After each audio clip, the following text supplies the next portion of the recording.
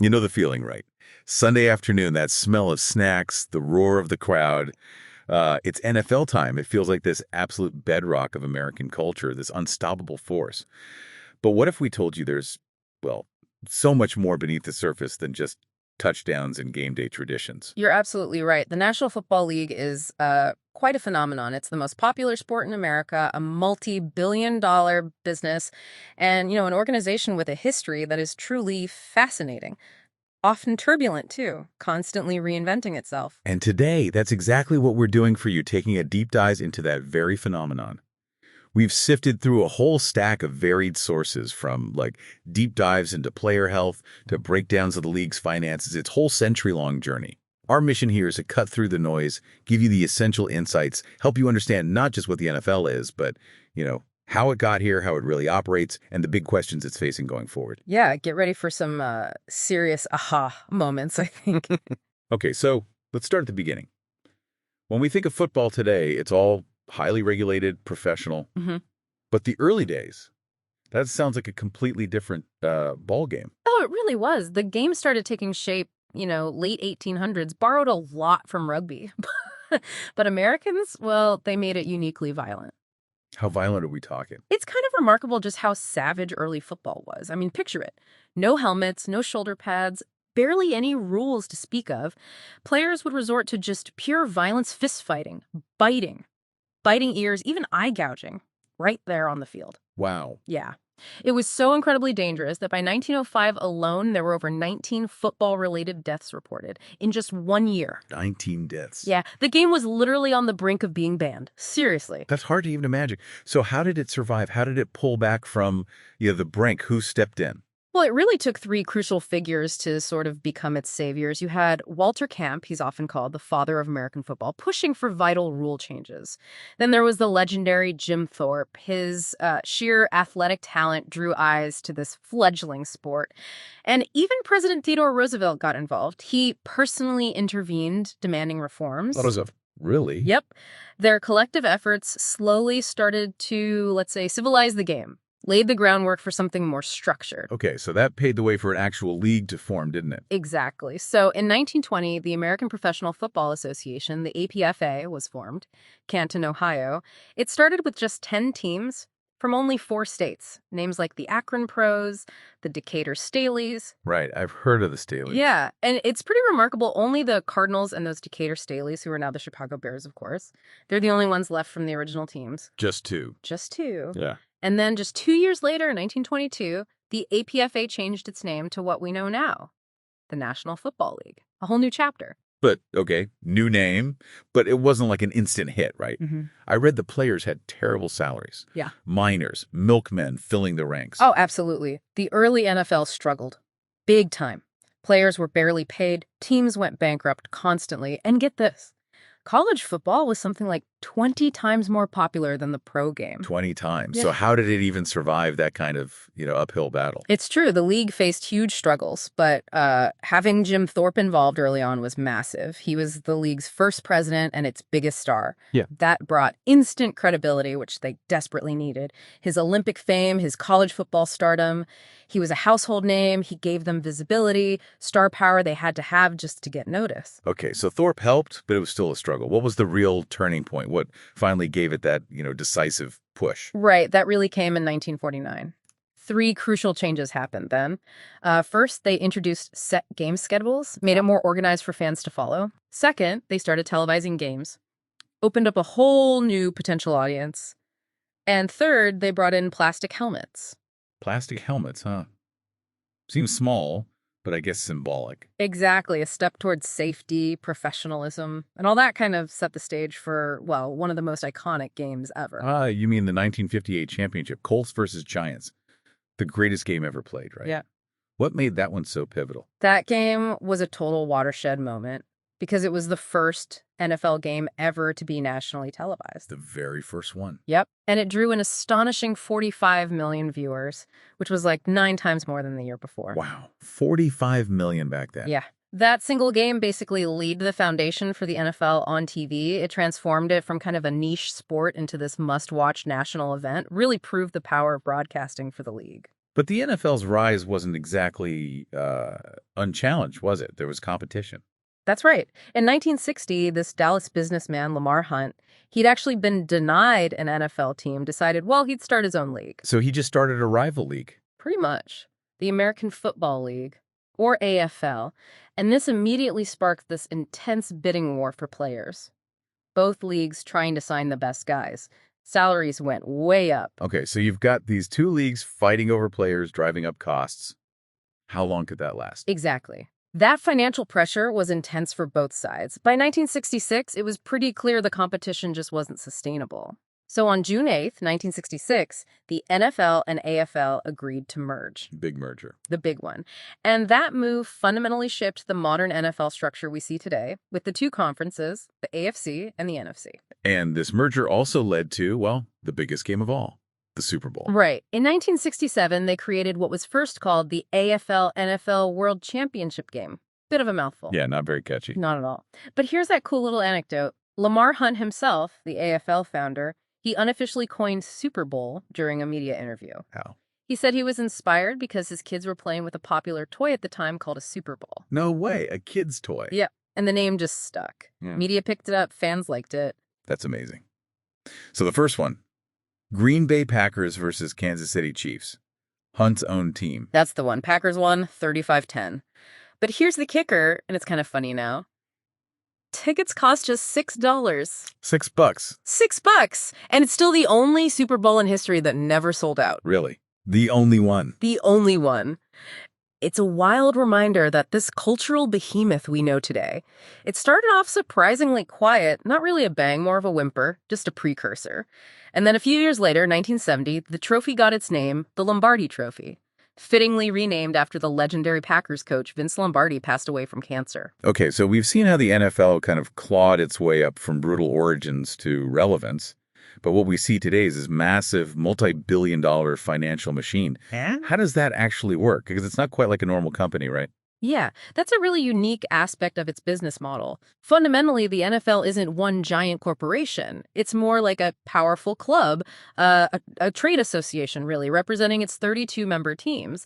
They collectively market the sport, and crucially, they share the biggest revenues. Now, the league office used to be a nonprofit, but they actually gave up that tax-exempt status back in 2015. Interesting. So it's entertainment, but not legally entertainment. Well, yes and no. It operates its games and events for maximum entertainment value, obviously, halftime shows, the spectacle, but the games themselves, they're legitimate sporting competitions, unscripted outcomes.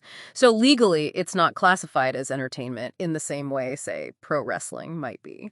That's a fascinating distinction. And the core of their financial success, you mentioned sharing revenue. We hear about revenue sharing a lot, but the NFL's model seems, I don't know, really robust. Mm-hmm. How does that work? It's arguably its biggest strength, its key differentiator. The NFL has this robust national revenue sharing model. What that means is nearly all the big money broadcast rights, national sponsorships, merchandising income generated at the league level gets divided equally among all 32 franchises. Equally. Even the small market teams. Exactly equally. To give you an idea, back in 2018, teams got over $255 million each just from the NFL's shared pot. Around $275 million came from the league's overall $8.5 billion operating income that year. And this system creates critical parity. It allows small market teams, the Green Bay Packers, the Buffalo Bills, to genuinely compete financially with the big guys in New York or LA. Right. It's pretty unique compared to other sports leagues, although it's not without friction. Some owners, like Jerry Jones of the Cowboys, have actually been fined for speaking out against it. Why? What's the argument against it? Well, the argument is that teams in big markets, or teams like the Cowboys that generate enormous local revenue, feel they contribute more to that central pot than they get back in the equal split. They feel it holds them back, maybe? Ah, okay. That makes sense. But the system holds. It largely holds, yeah. Because ultimately, that parity makes the games more competitive across the board, which makes the overall product, the NFL itself, more valuable for everyone. More viewers, more interest. It seems to work. So, keeping that shared model in mind, what are the biggest streams feeding this massive financial engine? What's the real bread and butter? Oh, easily the largest source, the true bread and butter, is media and broadcasting rights. They have these absolutely massive multi-year contracts. Like the current deals are worth something like $115 billion over 11 years. Billion with a B. With a B, from CBS, NBC, Fox, ESPN, Amazon, all the big players. And the NFL's scarcity model really drives this value. Scarcity model. What do you mean? Well, think about it. Relatively few games compared to baseball or basketball. They're mostly on specific days, distinct time slots, Sunday afternoon, Sunday night, Monday night. It makes it appointment viewing. Right, something people still gather to watch live. Exactly. It's one of the few things left like that on linear TV, and advertisers pay a premium for that guaranteed live audience. Okay, so TV is king.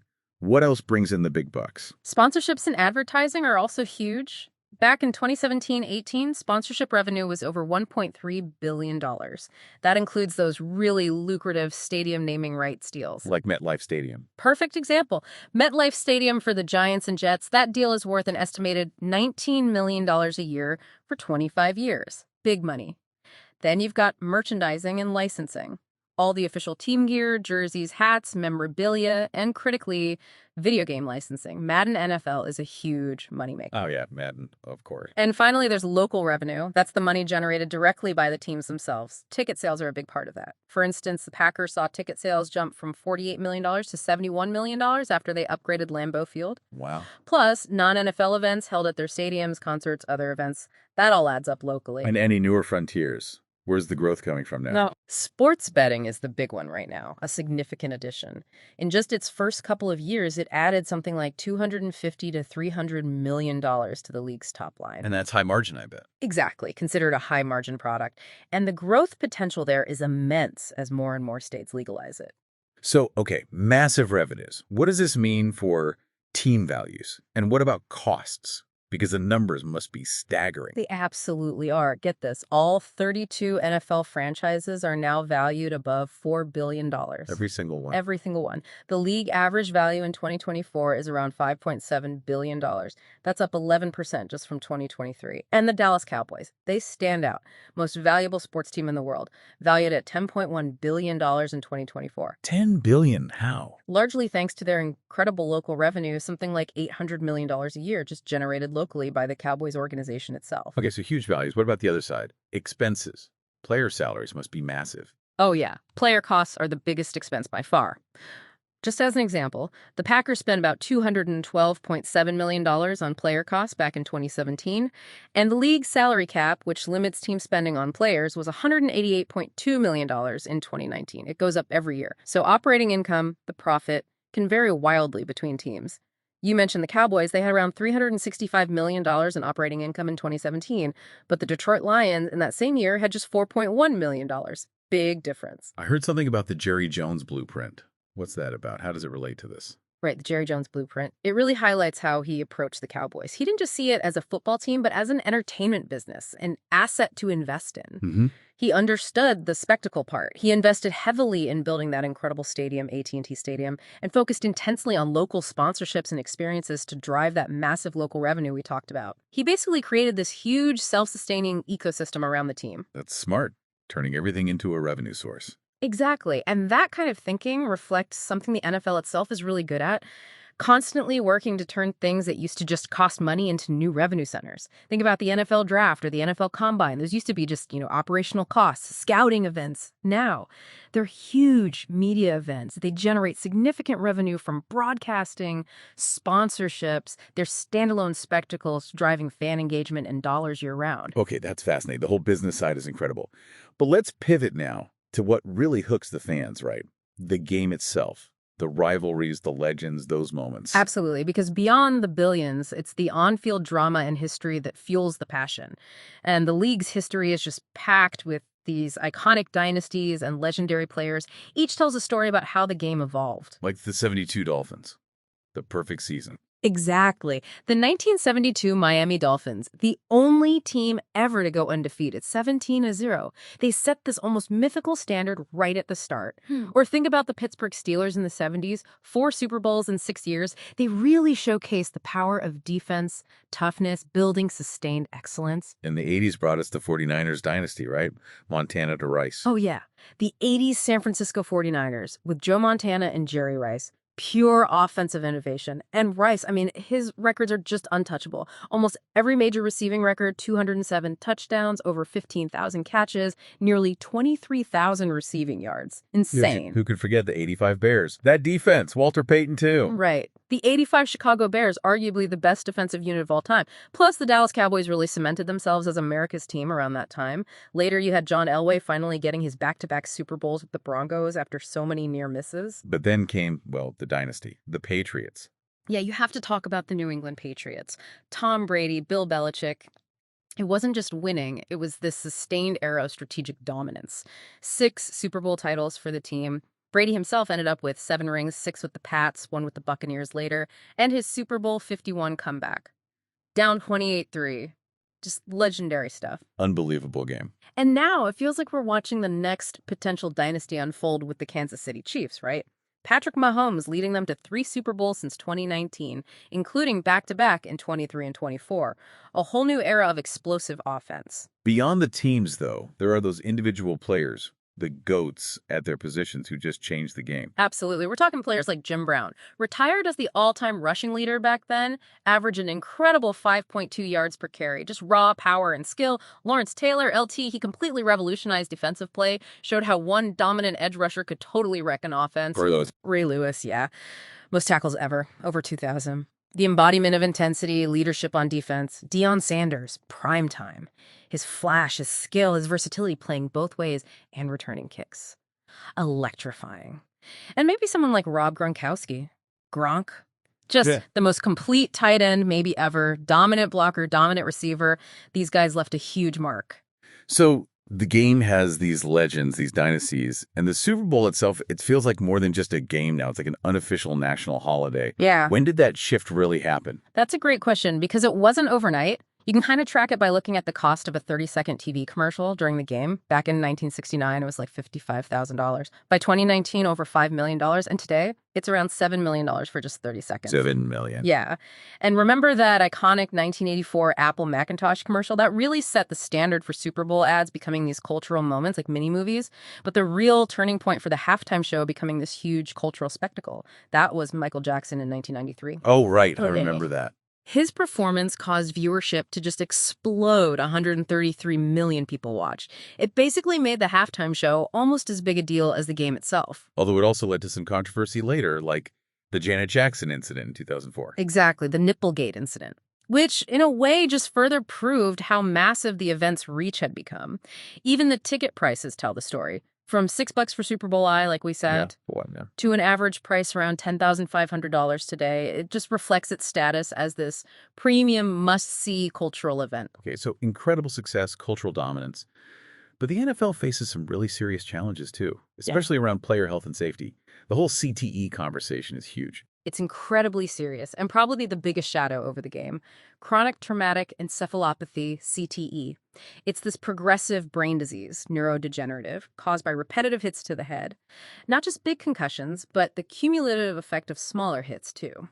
The scary part is the symptoms. Memory loss, depression, aggression, dementia often don't show up for years, even decades later. And you can only definitively diagnose it after death by examining the brain tissue. Where did this discovery even come from? It feels relatively recent in the public eye. Well, the roots go back further. Doctors noticed something similar, pugilistic dementia in boxers way back in the 1920s, punch-drunk syndrome. But it really burst into the NFL context in the early 2000s. Thanks to the work of Dr. Bennett Omalu, a Nigerian neuropathologist, he identified CTE in the brain of former Pittsburgh Steelers center Mike Webster. Mike Webster, yeah. Hall of Famer. Right. And Webster had shown really severe signs before his death: depression, mood swings, cognitive decline, dementia. He was the first former NFL player diagnosed, and his case just blew the lid off the issue. And that discovery led to more research, more alarming findings, didn't it? It absolutely did. Dr. Ann McKee, another leading neuropathologist, published a study in 2017. It was striking.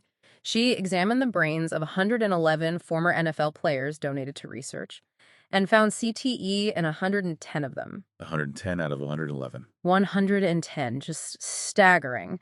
And we've seen these tragic real-world examples linked to it, like Aaron Hernandez, the former Patriots tight end. He had severe advanced CTE when he committed suicide in prison at just 27. Research linked to that study also found that suicide was actually the most common cause of death for the individuals they studied who had milder forms of CTE. That's horrifying. It is. And there's more research suggesting potential long-term risks even from youth football. One study linked playing tackle football before age 12 to cognitive issues showing up over 13 years earlier in life and behavioral or mood problems appearing about 13 years sooner as well. Before age 12. Yeah. And it's fascinating. There's even animal research looking at like bighorn sheep who ram heads or woodpeckers. Woodpeckers. Yeah. Trying to understand their natural brain protection mechanisms, some kind of bubble wrap effect maybe. It highlights how vulnerable the human brain might be to these kinds of repetitive impacts. So, faced with all this undeniable evidence, how is the NFL responding? What are they actually doing? Well, the NFL has implemented a range of safety reforms. They have much stricter concussion protocols now. They've limited the amount of practice time teams can spend in full pads, reducing overall contact. There have been significant rule changes aimed at player safety, like banning using the helmet as a battering ram, trying to take the head out of tackles. They're even introducing a radically different kickoff formation for the 2025 season, specifically designed to reduce high-speed collisions. The kickoff change, right? That's a big one.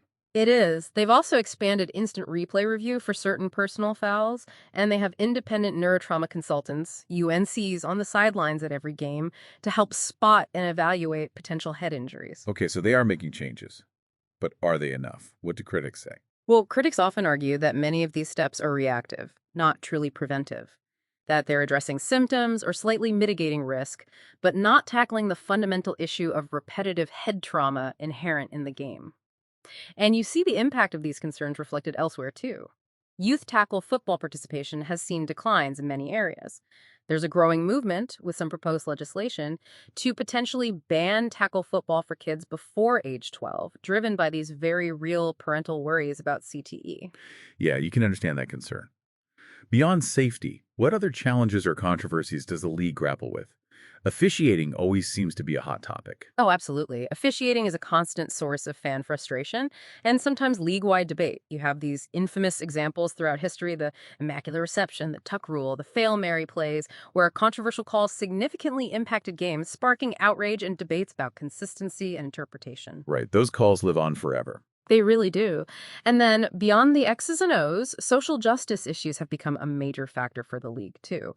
The national anthem protests, most notably started by Colin Kaepernick back in 2016, definitely divided fans. It raised really critical questions about player activism, freedom of speech, patriotism, and how the league navigates those complex social issues.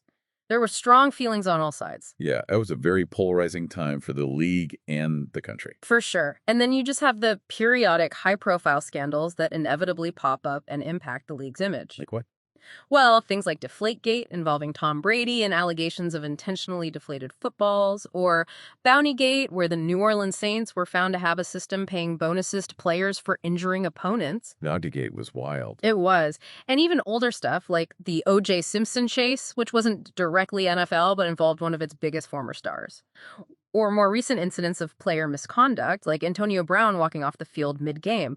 These things capture headlines and force the league to respond. So, okay, player safety, officiating, social issues, scandals. Looking ahead, what does all this mean for the NFL's relevance long-term? That seems like a big challenge, too. It really is. How does a 3-hour game product built around scheduled programming and ad breaks maintain its grip in a world dominated by TikTok, on-demand streaming, and audiences maybe less patient with traditional formats? Firstly, younger fans, right? I saw the average NFL fan age is pretty high compared to, say, the NBA. Exactly. The average NFL fan age is reportedly in the high 50s, whereas the NBA's average fan is in their mid-40s. So how does the NFL attract and retain younger demographics who consume media completely differently? That's a huge strategic question for them. So what's the plan? How are they tackling that? Well, Commissioner Roger Goodell has set this really ambitious revenue goal, $25 billion annually by 2027. A lot of that projected growth is pinned on international expansion. Playing more games overseas. Yeah. They're already playing regular season games in the UK, Germany, Mexico. There's talk of Spain, Brazil, potential pushes into Asia eventually. Taking the game global is a major pillar. And the other big piece is further digital engagement, leveraging technology for more immersive fan experiences, creating more digital content, finding new ways to connect with fans, especially younger ones, on the platforms they use. Makes sense. adapt or risk fading away, even for the NFL. Pretty much. Maintaining relevance is a constant battle in today's media environment. Okay, so we started this deep dive with a mission, right? To cut through the noise, give you the essential insights into this complex thing called the NFL.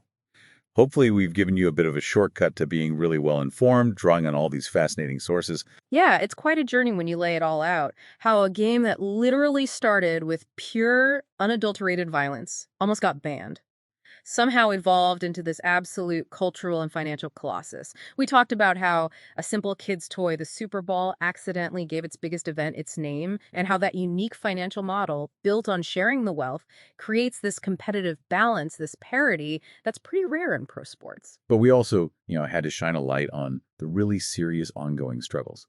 Player safety, the shadow of CTE is undeniable and something the league has to keep confronting. And that constant challenge of just staying relevant, balancing its deep traditions with the need to engage modern audiences in a rapidly changing world. Absolutely. And whether you're a diehard football fan, someone who just watches the Super Bowl, or even just curious about these big cultural phenomena, understanding the NFL's journey, its incredible triumphs, its immense money, but also its very real struggles, it really offers this unique lens into American society, into big business, and just the evolving world of sports and entertainment. So here's a final thought to leave you with.